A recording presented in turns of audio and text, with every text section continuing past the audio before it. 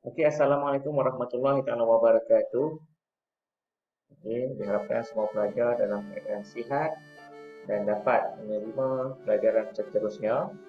Hari ini kita akan belajar berkaitan dengan bab keempat, iaitu 4.3, berkaitan dengan pergerakan politik di Sarawak dan juga di Sabah. Okey, tajuk ini masih lagi dalam bab 4 tingkatan 5. Jadi di akhir kelas kita hari ini, kita akan dapat mempelajari berkaitan dengan subtopik ini, iaitu menjelaskan pergerakan politik di Sarawak dan juga di Sabah. So hanya ada dua sahaja. So kita tengok dahulu gerakan anti penyerahan di Sarawak. Okay, maksudnya di Sarawak ini kita flashback dahulu. Sarawak adalah sebuah kerajaan yang diperintah oleh Raja Putih sebelum diserahkan kepada British. Jadi gerakan anti penyerahan ini merujuk kepada perubahan pemerintahan daripada keturunan James Brooke ataupun Brooke kepada British sepenuhnya. Jadi kita lihat pertama sekali sebab-sebab kebangkitan gerakan anti penyerahan ini.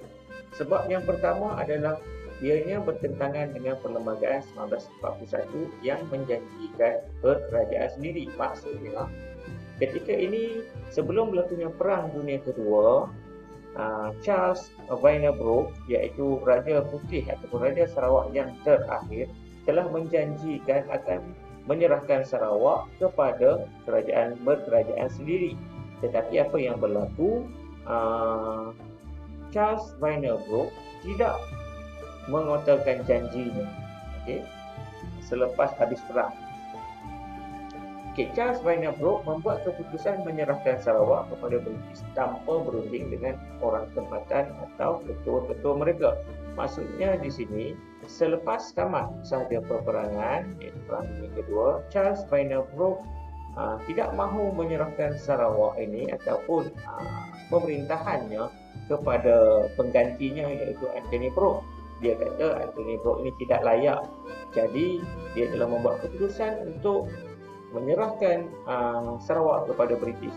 Malangnya, keputusan ini tidak dibuat ataupun tidak dibuat dengan ada rundingan ataupun apa-apa perbincangan dengan ketua-ketua tempatan. Okey. Dan yang ketiga, penyerahan Sarawak ini kepada British hanya disokong oleh anggota Bukan Bumi Putra dan pegawai British dalam mesyuarat Majlis Negeri yang menyebabkan Sarawak diserahkan kepada British. Maksudnya di sini, yang menyokong penyerahan ini hanyalah mereka yang bukan Bumi Putra. Maksudnya bukan orang Sarawak, bukan orang pribumi. Okey. Disebabkan itu, maka berlakulah kesan-kesan daripada penyerahan Sarawak kepada British.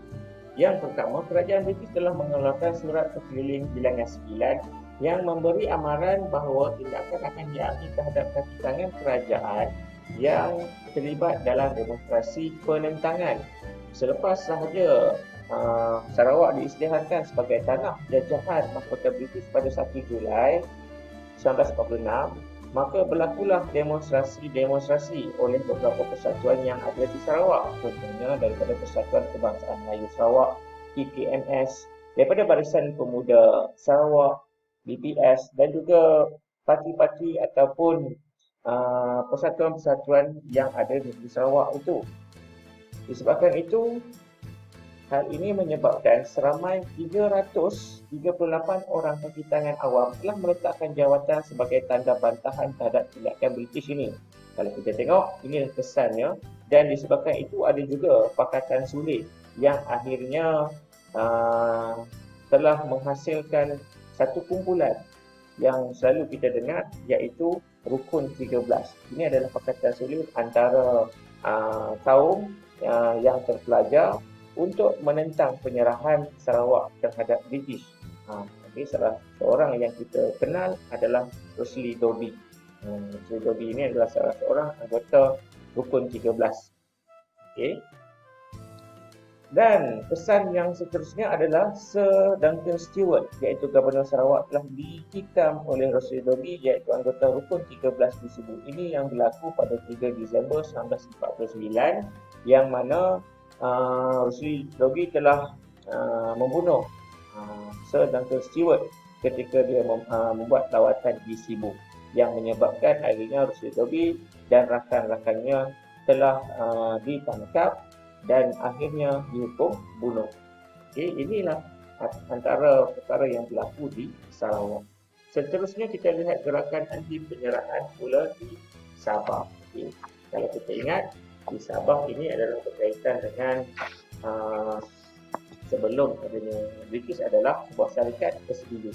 Okey, sebab gerakan politik di Sabah ini ingin diserahkan kepada British. Pertama, gerakan politik di Sabah ini agak perlahan, tidak berkesan dan berpecah belah. Ingat, sebab politik di Sabah ini agak sukar kerana keadaan muka buminya yang bergunung ganap. Okay, seterusnya, persatuan berbentuk sosioekonomi dan bersifat sederhana dan tidak ada pengaruh. Okay. Maksudnya di sini, di Sabah ini ibarat kata macam tenang sahaja, tidak ada langsung pemberontakan, hanya ada di kawasan-kawasan yang pusat bandar sahaja. Seterusnya adalah contoh seperti persatuan yang wujud, hanya ada Kebangsaan Melayu Labuan, Persatuan Melayu Jesselton dan Barisan Pemuda. Kesannya, pada tahun 1946, British dapat menakluk Sabah dengan mudah kerana tiada langsung tentangan terbuka pada tahun 1950 dan pada tahun 1951, persatuan yang wujud terkumpul begitu saja. Maksudnya di sini, di Sabah ini tak ada tekanan langsung bagi British. Okey, so itu saja untuk kelas hari ini. Diharap kita akan dapat sedikit ilmu dari apa yang telah saya terangkan ini. Sekian.